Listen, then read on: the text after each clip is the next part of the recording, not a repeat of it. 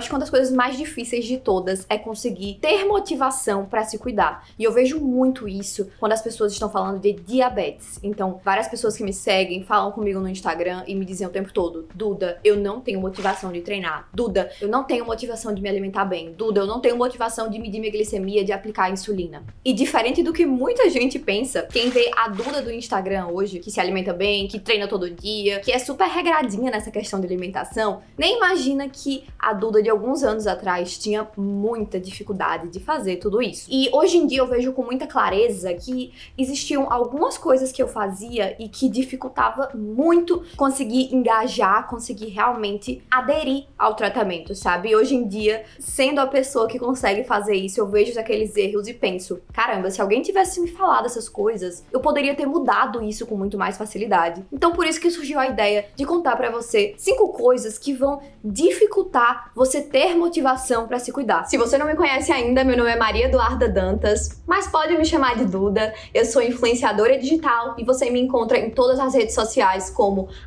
@pâncreasartificial. Eu sou estudante de medicina, diabética tipo 1 desde 18 anos, e nas redes sociais eu compartilho um pouco do meu dia a dia com diabetes, dos meus conhecimentos e de tudo que eu sei sobre como controlar a glicemia de uma forma mais leve. Mas antes de eu falar essas 5 coisas, não esquece de curtir esse vídeo e se inscrever no canal. Isso é muito importante para que o canal cresça, para que a gente alcance mais pessoas e possa levar educação em diabetes para cada vez mais pessoas. Erro número 1. Eu vivia o meu diabetes completamente sozinha. Então, eu descobri o diagnóstico, recebi meu diagnóstico de diabetes tipo 1 quando eu tinha 8 anos de idade. E naquela época eu conhecia pouquíssimas pessoas que tinham diabetes tipo 1. E as outras pessoas que eu conhecia tinham diabetes tipo 2, eram pessoas mais velhas, eram pessoas completamente fora da minha realidade, sabe? Então, era muito difícil eu conseguir achar uma pessoa que eu me identificasse, que tinha uma idade parecida, que vivia coisas parecidas. E isso era algo que dificultava muito pra mim, porque eu me sentia como um grande ET. Então, eu sentia que eu era a única das minhas amigas que precisava fazer aquelas coisas, eu era a única que vivia aquelas dificuldades, eu era a única que tinha que aplicar insulina, eu era a única que tinha que medir a glicemia. A partir do momento que eu deixei de viver o meu diabetes sozinha, isso se tornou muito mais simples. E antes que você diga: mas na minha cidade não tem ninguém da minha idade que eu conheço que tem diabetes tipo 1. Veja, eu deixei, na verdade, de viver o meu diabetes sozinha quando eu descobri as redes sociais. E eu encontrei pessoas que viviam a mesma coisa que eu encontrei pessoas que tinham idades próximas às minhas, que tinham realidades próximas à minha, né? E isso foi uma grande virada de chave, tipo, caramba, eu não tô mais sozinha. Eu tô vendo aqui os perrengues que as pessoas passam, eu tô vendo as dificuldades que elas passam, eu tô vendo que eu não sou a única a ter que viver isso. Eu não sou a única que tem que aplicar insulina, eu não sou a única que tem que medir a glicemia, eu não sou a única que tem todas essas questões na vida. Isso me deu uma sensação de acalento, sabe? Caramba, eu não vivi isso sozinha a minha vida toda. E eu lembro como se fosse hoje, do dia que eu abri um Instagram, eu vi um Instagram que falava sobre diabetes, né? E ele postava um meme e eu ria daquele meme e eu dizia: caraca, essa pessoa daqui sabe exatamente o que eu vivo. Ela vive os mesmos perrengues, ela ri das mesmas coisas, ela pensa coisas muito parecidas com o que eu penso. Então, isso foi uma grande virada de chave. E por mais bobo que isso pareça ser, foi uma grande virada pra mim. Descobri que eu não estou mais sozinha. Segundo grande erro que eu cometia era que eu não me cuidava em outros aspectos e ainda assim eu achava que eu iria cuidar do meu diabetes. Veja,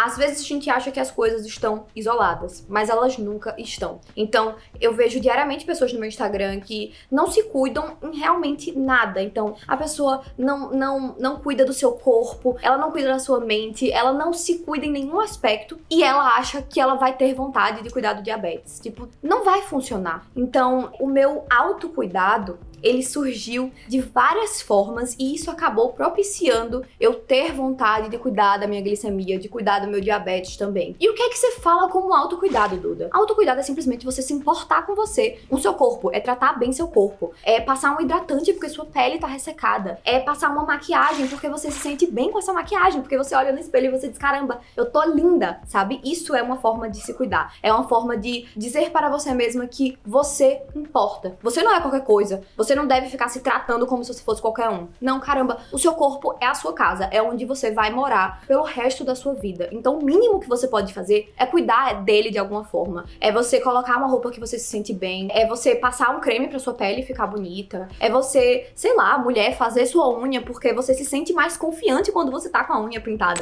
Detalhe, eu falando isso com a unha com a unha não feita, mas assim, as outras coisas de cuidado eu faço, tá? A única coisa que eu sou um tanto quanto, assim, que eu não ligo muito é a unha. Mas em minha defesa, eu sou estudante de medicina. Então, eu não posso andar com unha grande, entendeu? Porque isso pode machucar um paciente, não pode ficar andando com unha muito espalhafatosa. Então, me perdoem nisso.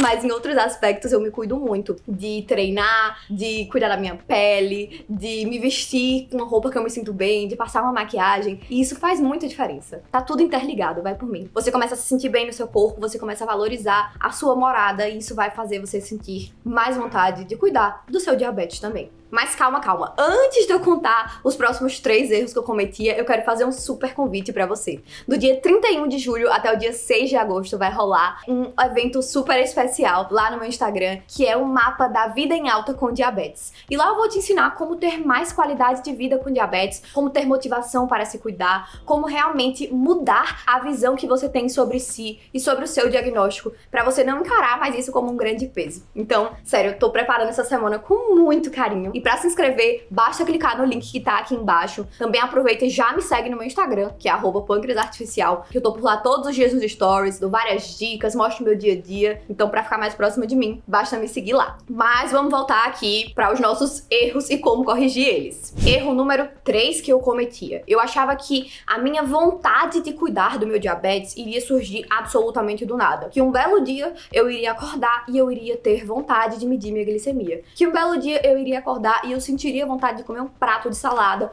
ou de aplicar minha insulina. E esse dia nunca chegou, essa vontade nunca surgiu de forma espontânea. Assim, esse erro está muito interligado ao outro. Veja, se você tá num ambiente que não te favorece, se você não cuida de si mesmo, se você não faz absolutamente nada, essa vontade de mudar não vai surgir magicamente. Você não vai acordar com vontade de fazer, de se cuidar do absolutamente nada. Então você precisa criar condições que favoreçam isso. Seja mudando a sua mente, seja mudando o seu ambiente, por exemplo, tendo em sua casa comidas que vão te fazer querer comer saudável, seja estando com pessoas que te estimulam a treinar ou seguindo pessoas que vão te estimular a querer estar numa vida mais saudável, sabe? Mas entenda que você não pode esperar fazer exatamente tudo o que você está fazendo hoje, que simplesmente do nada brote uma vontade de mudar. Isso não vai acontecer. Então tente ao máximo modular o seu ambiente. Se você não puder mudar a sua casa, as pessoas que moram com você, então mude ao menos o ambiente online, quem você segue, o que essas pessoas estão te influenciando a fazer. O que essas pessoas despertam em você? Elas despertam a vontade de se cuidar? Ou elas despertam a vontade de continuar no mesmo lugar que você tá, só reclamando? Isso é algo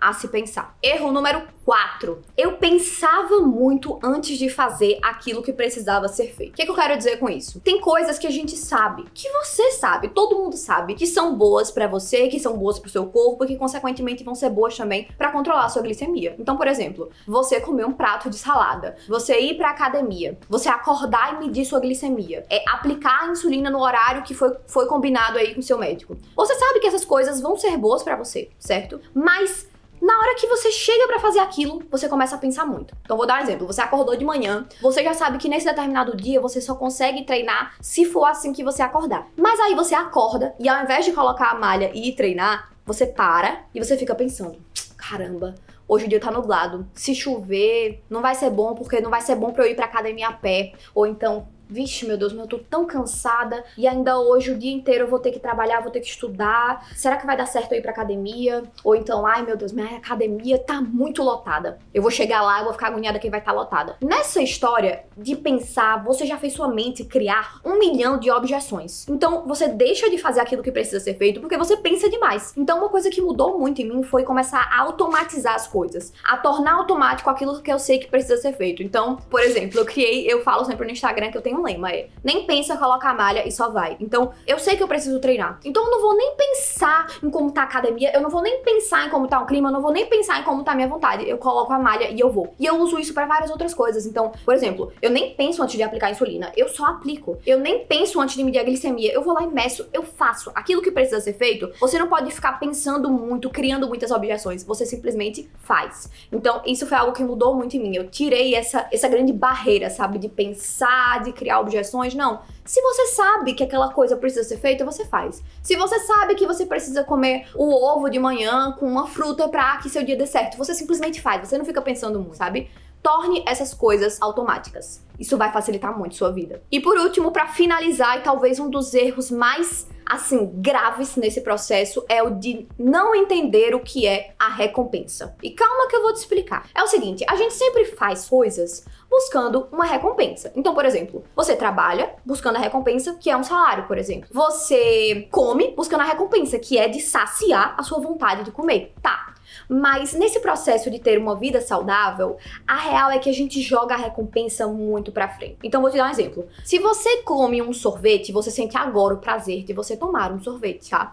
Mas se você tá indo pra academia, você não vai sentir o prazer agora. Na verdade, o prazer que você busca, sei lá, de ter um corpo malhado, ele vai surgir daqui a bastante tempo. E se você fica olhando o seu grande objetivo como a única recompensa, então, por exemplo, o seu grande objetivo, ter um corpo malhado, ter uma glicada menor do que 7, se sentir bem no seu próprio corpo e por aí vai, essa recompensa vai demorar bastante a chegar. E por demorar bastante a chegar, você pode se desmotivar no processo. Então, ao longo dessa jornada de buscar ser mais saudável, eu descobri que eu precisava mudar a recompensa. Então vamos trazer o exemplo aqui das glicemias. Então eu buscava ter uma glicada menor do que 7, eu ter uma hemoglobina glicada perfeita, entre aspas. Só que o que acontece? Hemoglobina glicada é um exame que você faz lá a cada 3 meses. É um exame que não reflete o seu controle glicêmico por inteiro. E abrindo parênteses aqui, se vocês quiserem eu posso fazer um vídeo explicando melhor por que a hemoglobina glicada não é o melhor parâmetro para se analisar um controle glicêmico. Aliás, por que você não deve olhar apenas para a hemoglobina glicada? Então, se vocês quiserem esse vídeo, inclusive, comentem aqui, tá? Mas voltando ao tópico principal. A hemoglobina glicada é um exame que demora a ser feito, que ele não vai refletir realmente tudo o que aconteceu com sua glicemia. E aí o que aconteceu? Eu mudei meus hábitos, fui lá, fiz um exame de hemoglobina glicada 3 meses depois e eu tive um resultado que não foi o que eu esperava. Minha glicada não baixou tanto quanto eu queria. E aí, você se sente desmotivado, porque você não teve a sua recompensa. Só que você tá olhando apenas para uma recompensa de longo prazo e você esqueceu de olhar tudo que tá acontecendo. Então, por exemplo, você está numa vida mais saudável. Você notou que quando você mede a glicemia, você tá com menos hiperglicemias. Notou também que você tá com menos hipoglicemias, então você não tem aquela hipoglicemia forte de passar mal, de ficar suando, de ficar realmente mal. Quando você tem uma hipo, já é mais raro e essas hipoglicemias são mais leves. Mas você esquece de tudo isso e você olha apenas para a glicada. Você esquece também que você tá sentindo muito mais disposição. E isso tem uma relação direta com as suas glicemias, porque glicemias mais estáveis vão trazer mais disposição. Quando a gente tá com a glicemia naquele sobe, desce, sobe, desce, sobe, desce, isso dá um mal-estar, sabe?